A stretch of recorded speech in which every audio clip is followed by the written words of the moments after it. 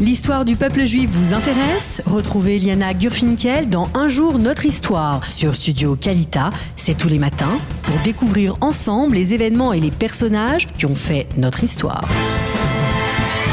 Eliana Gurfinkel, bonjour.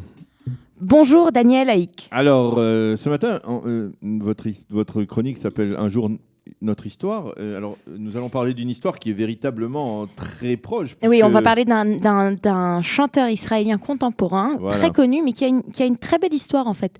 Alors, si je vous parle d'un chanteur... qui est très apprécié à l'étranger, en particulier en France. Exactement. Alors, c'est un chanteur qui s'appelle Idan Reichel. Alors, il était connu pour ses rastas. Il avait de longues rastas quand il a commencé à être connu. Au jour d'aujourd'hui, il a plutôt le crâne chauve. C'est tout à fait différent. Mais j'aimerais vous parler de lui parce qu'en fait, d'abord, c'est son anniversaire aujourd'hui. Il est né le 12 septembre 1977. C'est-à-dire qu'aujourd'hui, il fête ses... Quel âge il a ? Bientôt 40 ans. Il a 40 ans aujourd'hui, voilà, joyeux anniversaire Idan Reichel. Mais surtout, sa particularité, c'est qu'il a fait connaître à la société israélienne la musique éthiopienne.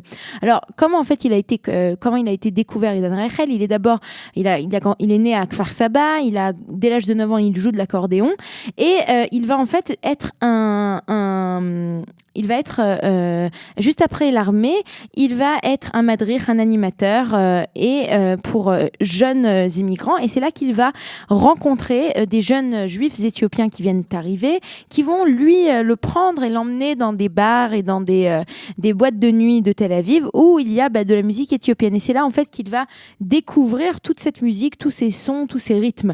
Et puis Idan Reichel, alors qu'il continue à se passionner pour la musique, il va jouer des instruments qu'il aime, et il va être le musicien de plusieurs grandes figures israéliennes, comme par exemple Ivry Lider, Ricky Gal et Eran Sour. Il va les accompagner au piano ou bien à l'accordéon. Et alors qu'il est vraiment dans le monde de la musique et qu'il aime ça, dans l'année 2000, il décide en fait de faire venir des amis, voire des artistes déjà un peu connus, et il les enregistre chez lui.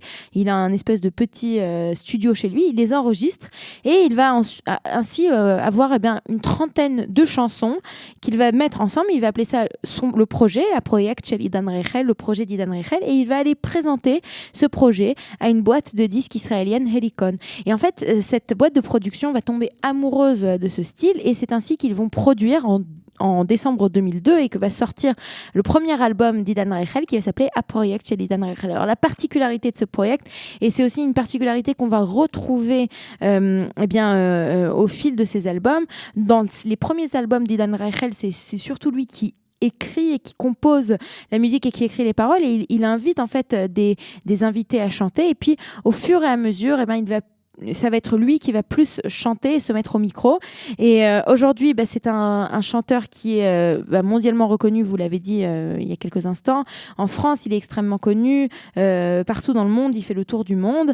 Et il fait découvrir cette musique mêlée en fait de plein de sons et de rythmes différents, de rythmes du monde entier. Il dit d'ailleurs, sa conviction, c'est que la paix ne viendra que le jour où on connaîtra bien la culture des uns et des autres. Alors pourquoi pas la faire découvrir par la musique. Et donc c'est de Idan Reichel, dont c'est son anniversaire aujourd'hui, dont je voulais vous parler.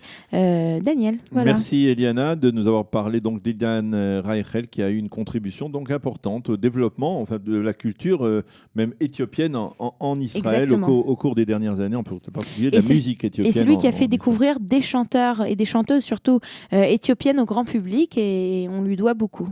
Eh bien, merci de nous avoir parlé de ce chanteur célèbre en Israël et à travers le monde. Il est 8h34.